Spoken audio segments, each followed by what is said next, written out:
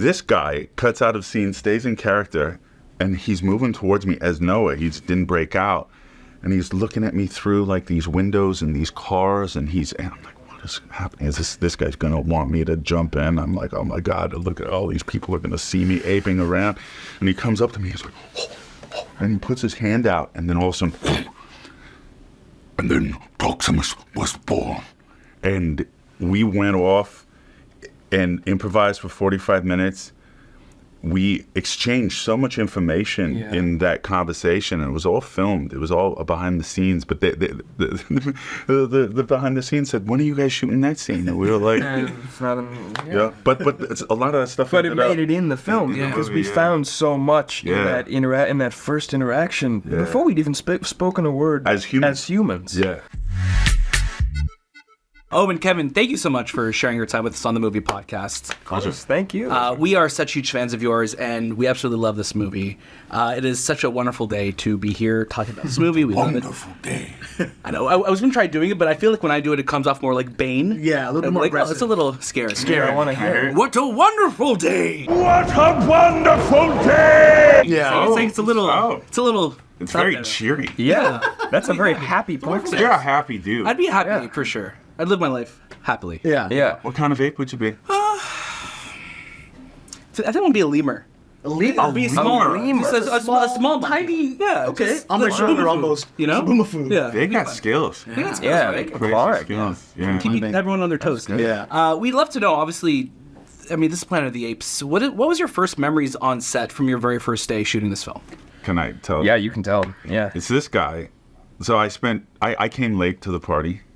So I had 4 weeks of ape training alone with Alain and Alain Gauthier.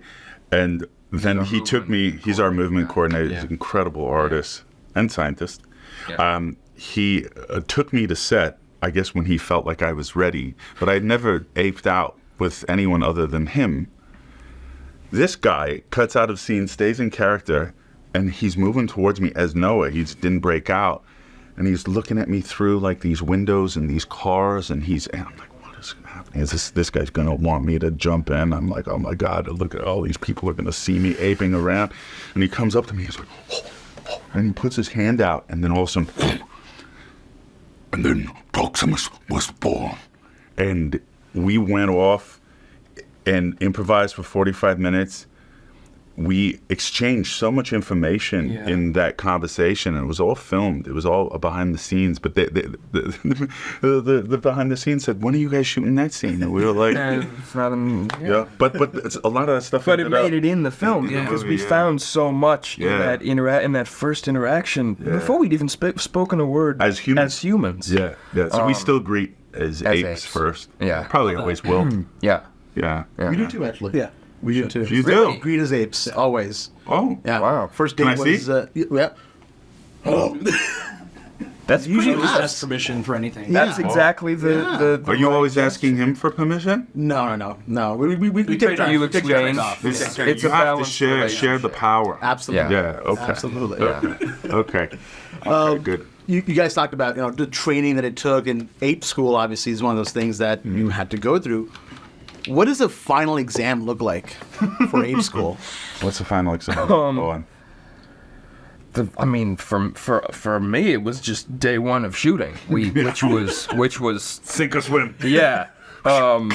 We actually had a pre-shoot day that was kind of our like final, where Peter, who plays Raka, and I got on horseback and had to like shoot a test scene, just to see how stuff was playing, and both of us were like, I don't think we passed that. Like we went back to the like basement where we'd been taking ape school, and we were like, I think we failed. But that was not an option. So yeah, you just kind of you guys had the harder job because you guys had to do it first. Mm-hmm. I showed up and you guys granted me license to come be a part of this world, this amazing playground to play with them. So my test that I knew I passed was when we did our improv, and I was like, oh, here we go.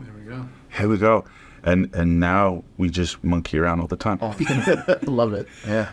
one of the things that I think we love so much about this film is how much of Caesar's presence is felt still throughout it, and it's really cool to see how like his mythology has been, interpreted differently by the apes. So I'm curious, Kevin, for yourself, with a character like Proximus who's so obsessed with knowledge, how do you think he wants, his fellow apes to remember him? Well, by leaving a legacy, keeping apes out of cages and out of laboratories where they get experimented on. He just wants to make sure that they continue to evolve in the trajectory that they have been evolving in. And the only way that he could do that is if he gets a hold of this information before you stinky humans do.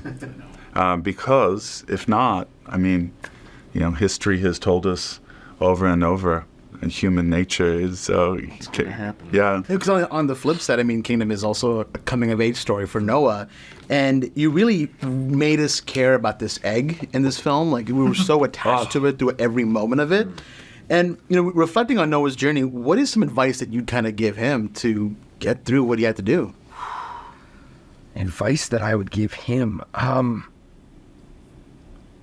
guess it's the same kind of advice that I would give myself before we started shooting, which was like, just settle into it and know that you can do it. It was cool because Noah's kind of journey sort of mirrored mine making the movie. Because I remember before you got there, like when we were in ape school, I was really like, oh my God, I don't know if I can do this. I was really kind of freaked out, and through finding Noah and figuring out who he was, I kind of felt like started feeling better about the whole process. And so his journey of like finding himself was also my kind of journey. So yeah, I guess I would just tell him like, it's you're gonna figure it out. You're gonna learn a lot, and you're gonna have to make sense of a lot of conflicting ideas. Right. It's kind of like it's okay to not have all the answers. Yeah, it's okay, right? to not Because have the you're answers. coming from Eagle Clan, where there's this you don't is know law. anything. Yeah, have an open mind is what I Yeah. tell him. Love that. Listen to the people who help Dude, you you're on so the way. good in this movie. Thanks, you too. Shut up. Shut up. That's love. That's love. Yeah, that is love. Something we're so excited about too is that Wes, your director Wes Ball, announced that on the home release, you guys are going to be showing the raw dailies pre-VFX. How are we feeling about the world seeing you guys as you were? Fantastic. So good. It feels like he's really putting the greatest gift in front of us and just saying, he's basically saying, I want people to see that you guys did these performances, that it wasn't just animated. Now, don't get me wrong, the animated side of it is gigantic. Yeah. Like what Eric and them did it's just stunning. Yeah.